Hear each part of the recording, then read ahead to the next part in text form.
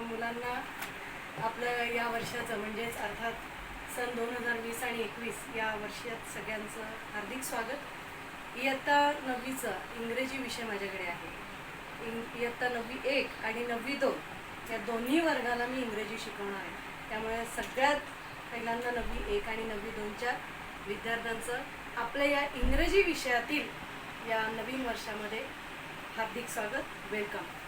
आपल्याला इयत्ता 9वी 1 आणि 9वी 2चा विचार करत असताना मी एकच व्हिडिओ काढणार आहे, पण 9वी 2ची मी क्लास टीचर आहे, म्हणजे 9वी 2ची वर्ग शिक्षिका प्लस इंग्लिश क्लास टीचर अशा दोन्ही भूमिका मी पार पाडणार आहे।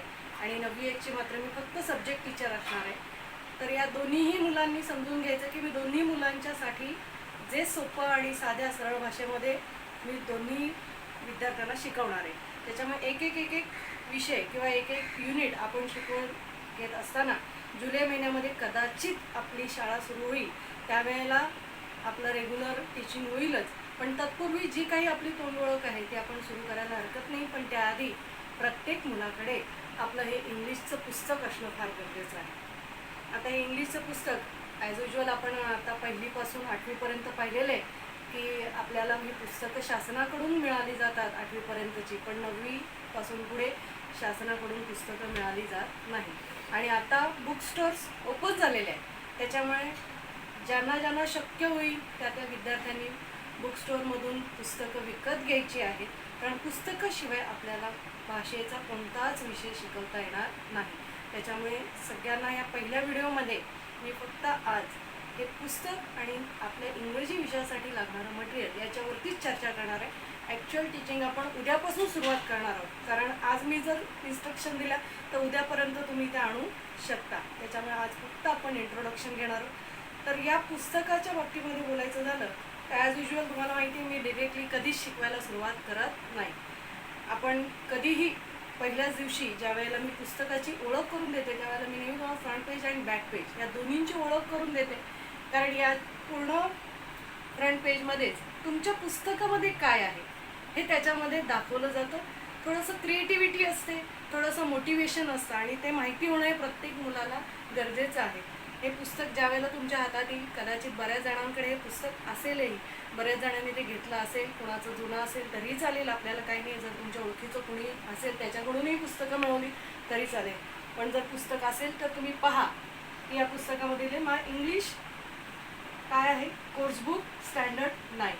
आता इथे त्यांनी ज्या वेळेला या इथे दरवेळेस येतो आपण माय इंग्लिश बुक हे प्रत्येकाचं लिहिलेलं असतं, पण इथे मात्र काय दिलं त्यांनी माय इंग्लिश कोर्स बुक स्टँडर्ड 9 असं स्पेशली उल्लेख केलेला आहे। आता तुम्हाला इंग्लिशचा कोर्स ज्याला म्हणतो आपण, मग ही कोर्स देण्याची एक वेगळी पद्धत आहे। जसं आतापर्यंत 5वी ते 8वीपर्यंत आपण प्राथमिक शिक्षण घेतलं, आता तुम्हाला त्याच्याहून पुढे या डीपली नॉलेज घेत असताना तुम्ही पाहत असाल या पुस्तकाला फ्रंट पेज आणि बॅक पेज नाही आहे बघा।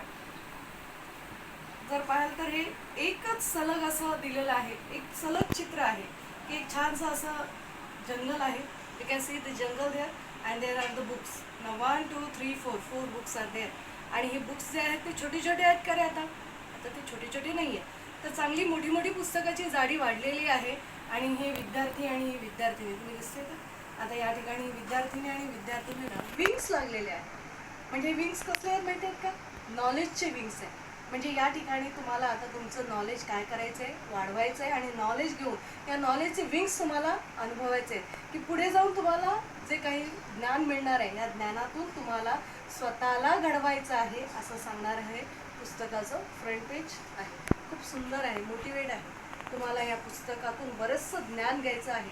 आतमध्ये काय आहे याच्याविषयी त्यांनी सांगितलं नाही आहे, पण जे काही आहे ते तुम्ही ग्रास्प करा किंवा ते तुम्ही आपल्या ह्याच्यामध्ये अभ्यासा, आणि मग त्याच्यातून तुम्ही स्वतःला घडवा असं सांगणार एक सुंदर असं पुस्तक आहे। बऱ्याच मोटिवेटिव्ह स्टोरीज आहेत त्याच्यामध्ये।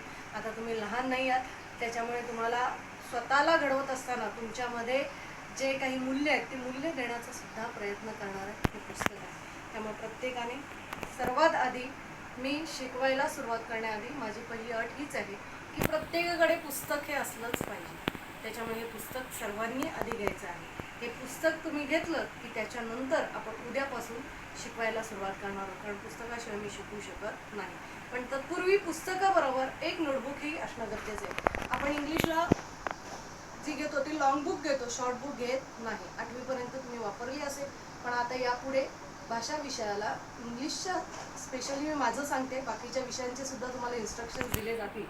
इंग्लिश विषयासाठी तुम्हाला 200 पेजेस लॉंग बुक वापरायची आहे, शॉर्ट बुक वापरायची नाही, लॉंग नोटबुक वापरायची आहे. आणि लॉंग नोटबुक वापरत असताना स्टार्टिंगपासून आपल्याला, जसं मी सांगितलं की प्रत्येक विषयाचं तुम्हाला वेगवेगळ्यारित्या सांगितलं जाईल, तसं मी एसेचं आत्ता सांगत नाही. एसे आपली शाळा मे बी जुलैमध्ये सुरू होईल, त्यावेळेला आपण घेऊच. पण तरीही जर घ्यायचे झाले तर एसेसाठी 200 पेजेस छोटी जी शॉर्ट नोटबुक आहे ती घ्यायची. वर्गपाठासाठी तुम्हाला 200 पेजेस नोटबुक घ्यायची, ती लॉंग घ्यायची. आणि ग्रामरसाठी तुम्हाला 100 पेजेस लॉंग बुक घ्या किंवा 200 पेजेस शॉर्ट बुक घ्या. या 3 तुम्हाला ज्या नोटबुक्स आहेत त्या कंपल्सरी आहेत. Grammar, essay and class notebook, या 3 नोटबुक तुम्हाला कंपल्सरी आहेत आणि त्या तुम्हाला घ्यायच्या आहेत. जसं सांगितले, लॉकडाऊन उघडलेलं आहे, बरेच दुकानं उघडलेली आहेत, त्यामुळं वह्या पुस्तकं आवर्जून घ्या. 9वी 10वी फार महत्त्वाचं वर्ष आहे. आपल्याला हे वर्ष असंच वाया घालून चालणार नाही, आपल्याला सुरुवात करायची आहे. त्यामुळं आजच्या पुरतं आपण इथेच थांबते. फक्त मी होमवर्क देणार आहे तुम्हाला की आज जो ज्यांच्याकडे पुस्तक असेल त्यांनी पहिली जी पोएम आहे या पोएमला, म्हणजे वॉक अ लिटिल स्लोअर, खूप सुंदर आहे पोएम, ही वॉक लिटिल स्लोअर पोएम वाचून घ्यायची आहे.